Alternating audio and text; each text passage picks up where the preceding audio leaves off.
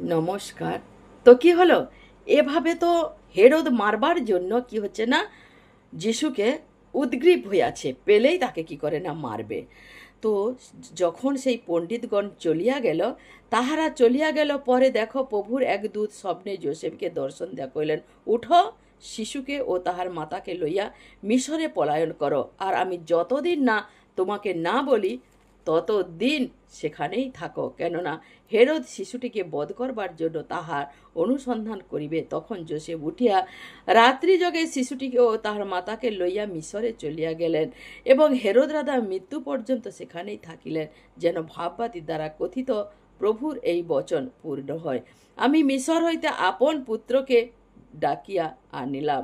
পরে হেরোদ যখন দেখিলেন যে তিনি পণ্ডিতগণ কর্তৃত্ব তুচ্ছকৃত হইলেন, তখন মহাক্রুদ্ধ হইয়া সেই পণ্ডিতদিগের নিকটে বিশেষ করিয়া সেই সময় জানিয়া লইলেন। তদনুসারে 2 বৎসর ও তাহার অল্প বয়সে যত বালক বেথলেমে জন্মগ্রহণ করিলেন, তো তাদেরকে কি করল না, বধ করিলেন। তখন এটাও জির্মীয় ভাববাদীর দ্বারা কি আছে না লেখা ছিল। সকলকে আমার অনেক অনেক